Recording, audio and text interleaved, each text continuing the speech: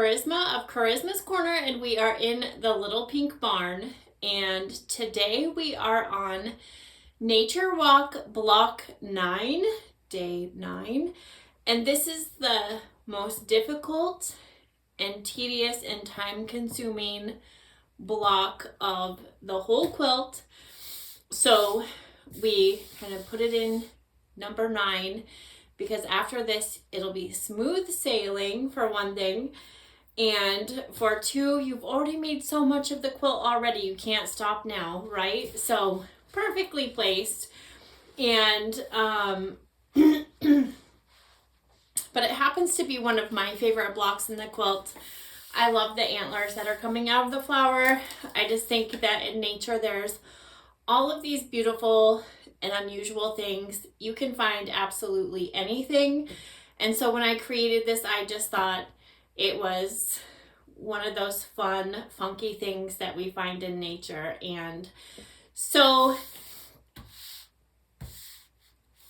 let's get started because this is a long thing. And when I designed this, I didn't really know how it would be completed. And applique is not my favorite technique, I'll say. I am going to just show you kind of how I completed the block, but you can also do it however you want to do it. But we had to cut out the light pink template and this dark pink template, and then we're going to just go ahead and sew those two together like so. And now I have this piece. You're going to have a left and a right facing piece. So you have this piece that we need to baste on to this background piece of this curved petal. But first, you have to decide if you're going to applique this, and we're going to take our 1/4 inch seam. So instead of doing the applique by hand, I just went ahead. You can choose to iron this, press this, glue this, baste this. However, I'm just going to go ahead and press a 1/4 inch seam on that curve all the way through. So I'll kind of show you how I'm doing this here.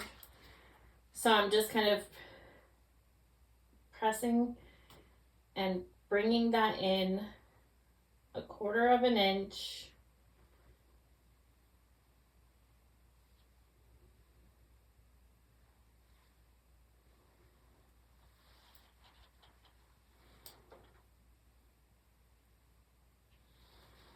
Okay, and so you can glue that, or you can baste it however you want. But what I'm going to do is I just went ahead and laid it on the edge here of my blue piece with that 1/4 inch. And then I'm just sewing that curve and then down the side to kind of keep it in place.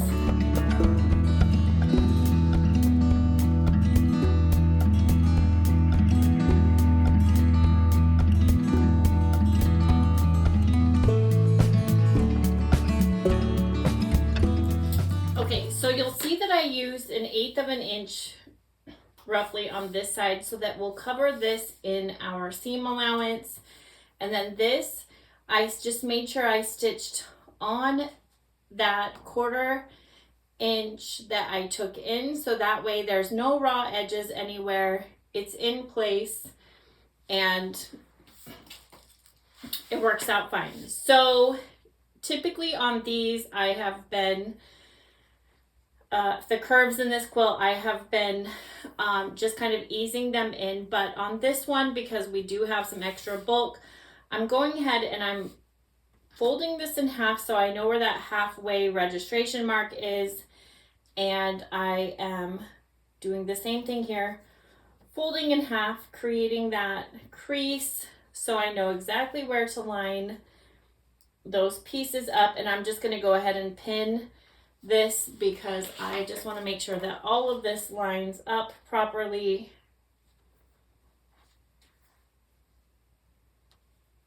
And then I'll go ahead and pin those edges as well.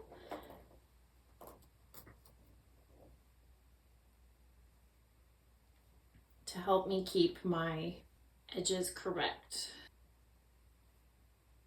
So now I'm just going to go ahead and sew this and ease it in as I go and make sure that I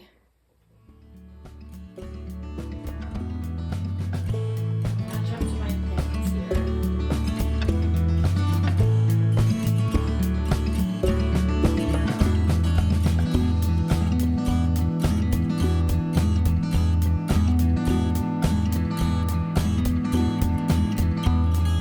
Okay, and I sewed over my pins because I was too worried about taking those out, so it turned out perfect. Yay! Okay, so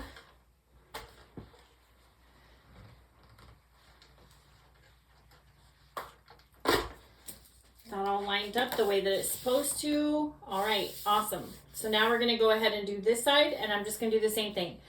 I'm just gonna go ahead and fold this, get my crease, do this, fold this, get my crease, and then I'm just gonna go ahead and line those up. There's not a lot of bulk on this side, but I just don't want to take any risks on this piece.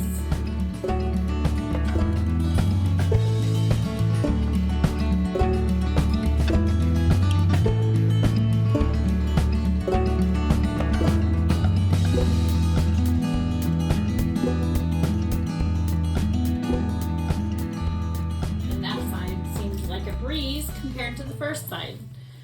Okay, so now we have this, and oh, it just worked out great. Okay, so I got that pressed, and now I can start sewing my pieces together. And I'm just going to go ahead, and you can try to line these up. You can pin them.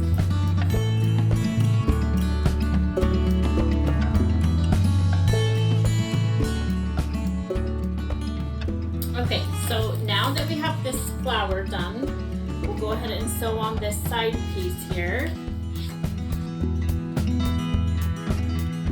Okay, and now we have the bottom of the flower done. We have the bottom of the flower done. So we'll go ahead and set that aside because now we have to do the antlers. And so we'll get these out. And the best thing to do for these is lay them out. I was able to just cut strips from my pink because we didn't pre-cut those with the cutting instructions. So you'll just want to do like some 2-inch strips or something of your pink.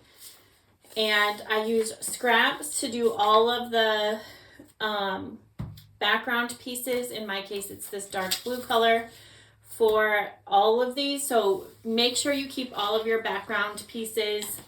Those worked out really handy. And all of these are paper piecing. So I'm going to go through one of the paper piecing blocks with you. Okay, so we'll go ahead and start with our paper piece here. Okay, so all we needed was light pink and background for all of our pieces here. And you can kind of see how they're built out. And it's really easy. None of these are particularly difficult. This was probably one of the most difficult pieces, so I kept it out just because we have kind of a split one here where we start. And all I kind of did here was kind of look to see, okay, that's going to be a big enough piece of the pink, and I'm just going to line that up there. And then I need a small piece of blue to put there. I had plenty of the blue background. They're all labeled, and so I'm just going to go ahead. This is like a ginormous piece, but and then I'm just going to sew on that little slanted line in between 1 and 2. And you don't want to go past your 2 lines here because that you're going to have to go over those seams. And so you don't want to do that yet. I'm just going to go ahead and fold right there just to, I better not do that. I want to make sure I don't get rid of any of the, what I don't want to get rid of. Okay. Okay, so we have 1, 2, and now we need to go to 3 here. So I'm just going to go ahead and fold that there. Get my ruler. Get my 1/4 of an inch here.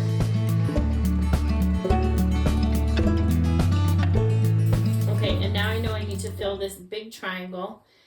And I have a triangle here. Just going to go ahead and put that on there.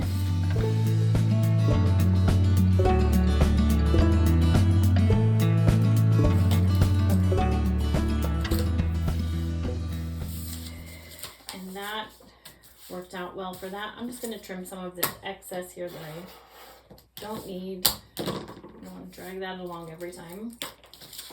Okay, and so now we have number 4. Just going to fold on that line.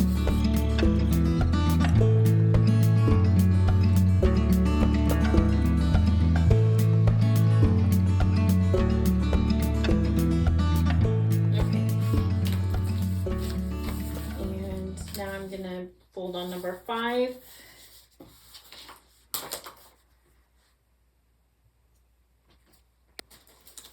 And now I need a pink.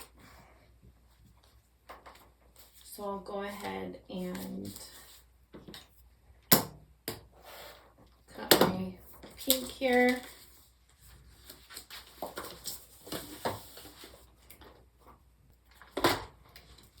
And then we just have one more, which is the number 6. Fold on that.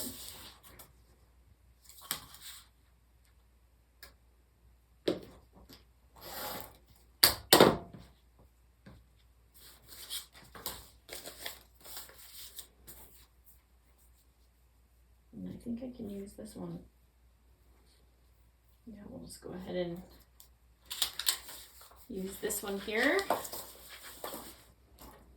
Okay, and now we have our paper. I'm just going to go ahead and trim all of this. We line up our 1/4 inch seam on the solid line, and we cut on the dashed line.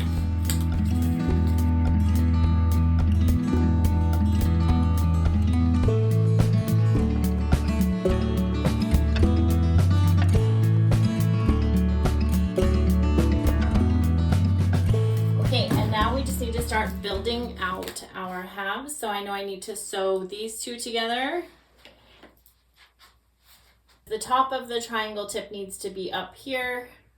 Again, we're just going to sew that on. We want it to hang over 1/4 of an inch on either side.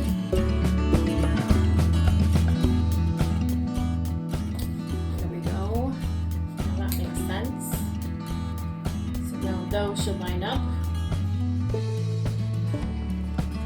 Okay, so that lines up great. And now we have to put this one on. And that one lined up all perfectly too. Whew, I love it when that happens.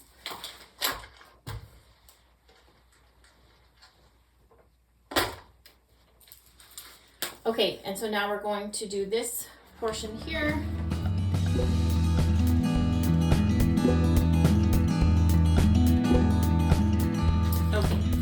And now we're just going to go ahead and sew this, and we'll have 1/2 of the antlers done, and they just make me so happy.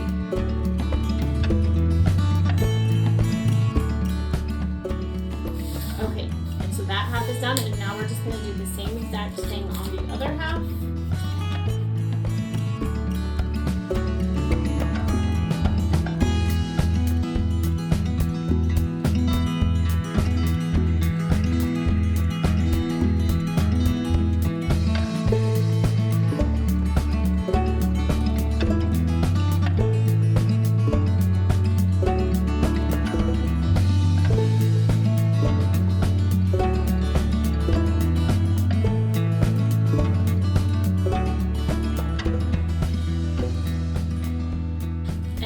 Sew these 2 together.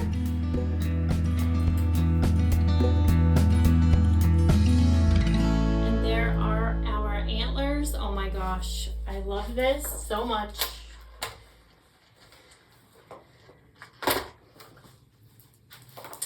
And now we can sew this right on top of our little flower. And I'm going to go ahead and pin it in the middle so I know where it's supposed to line up. And I'll probably pin it on the ends.